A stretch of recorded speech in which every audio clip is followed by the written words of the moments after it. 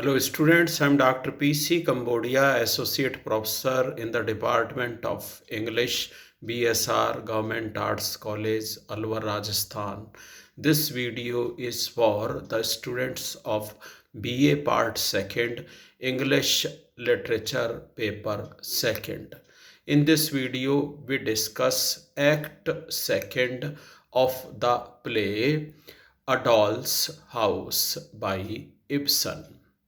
As soon as Act Second begins, we see a room in which a table is there, a sofa set is there, and the belongings of Nora lie scattered here and there. Nora is wandering over there with restless steps. And later on, her friend Christine joins her. Then Nora tells Christine that her children, Ivor, Bob, and her daughter are playing outside in the garden under the guidance of their maid servant. And the children also play with her. These days, children are playing with the Christmas gifts in form of toys because Christmas has just gone. Then Christine asks Nora a question, and she says that Nora was referring to some gentleman who would give her some money, and such man is expected by her. And then Nora tells that there is no such person. It was just an assumption. Then Christine, her friend, reminds her that is that man Dr. Rink? Then Nora says no, that man is not Dr. Rink. If she needs money, she can ask Dr. Rink directly also. Then Nora tells her that Dr. Rink is a regular visitor and he is almost like a family member. Then Christine asks other questions and Nora replies her.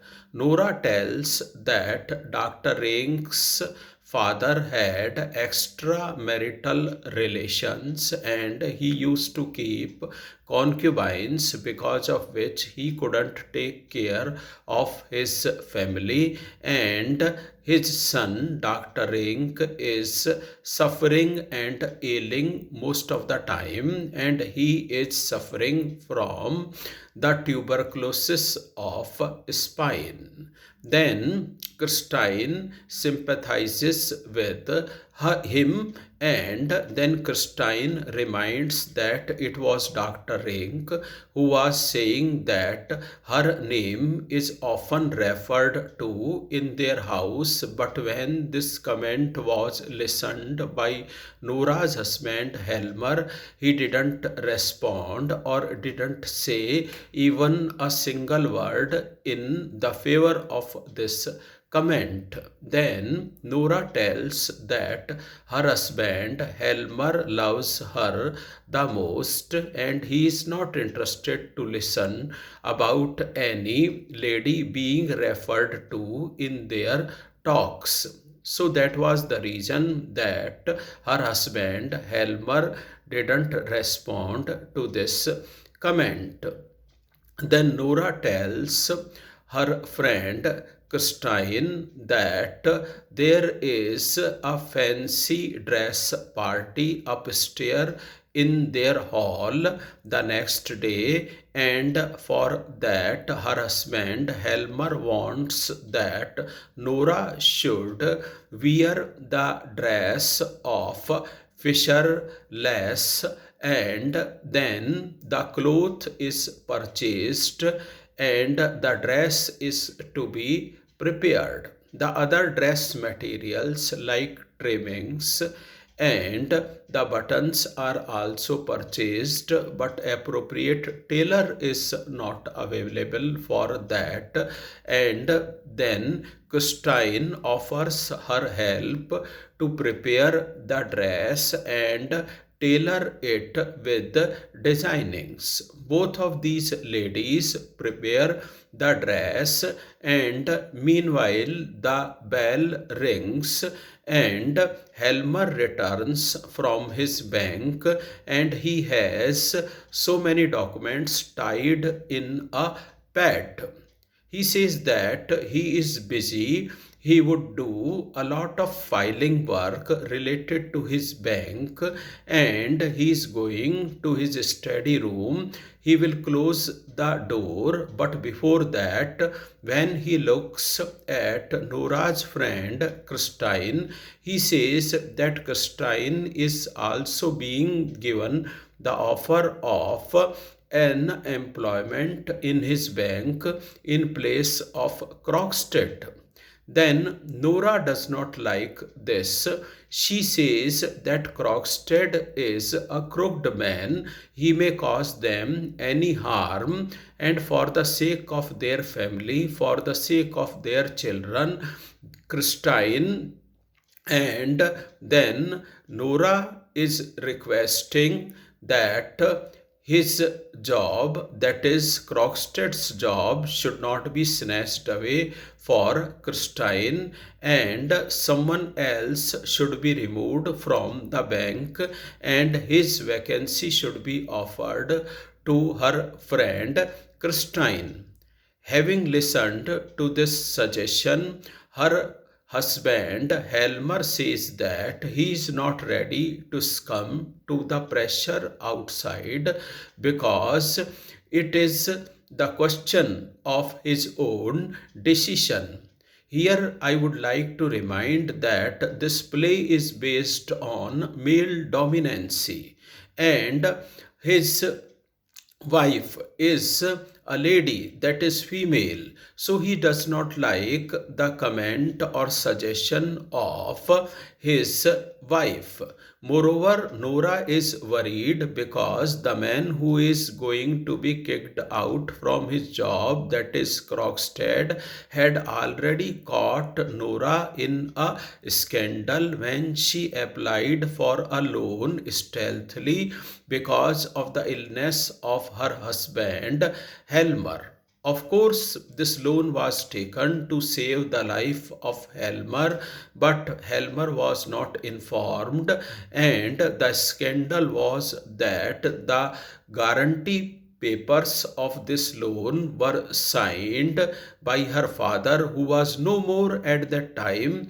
His signature were proxy or false, because the man who is supposed to sign over there had already died. That man was Nora's father. This scandal was caught hold of by Crockstead, and Crockstead in the first act had already warned that Nora would be caught hold of in this scandal if the vacancy of Crockstead is being given to her friend Christine. Then Helmer shows the notice of dismissal of Crockstead, and he says that he is going to remove Crockstead from his position or from his job, and thereafter he enters his study room and closes the door, and he says that if Dr. Rink comes, then he should be asked to visit his room, and they should be busy preparing the dress for the next day's fancy dress party. And then Helmer disappears, and thereafter the bell rings, and then the gate is opened, and it is Dr. Rink. He is welcomed by Nora and her friend Christine. Then Dr. Rink asks if they are busy. Then Nora tells that of course they are busy, but still she has some time for Dr. Rink. Then Dr. Rink says that he would visit this house so long as it continues. And to this comment, Nora asks, is he afraid of his death? Then Dr. Rink also agrees that he is afraid of his death. He has calculated his earnings and savings. He is left with the economic expenses for himself for a month only, and thereafter he would be rotting in the graveyard. Then Nora says that she should be strong enough to continue his life with his good nature and good qualities of life in order to defeat the death. He should be optimistic enough to continue his life for more and more time.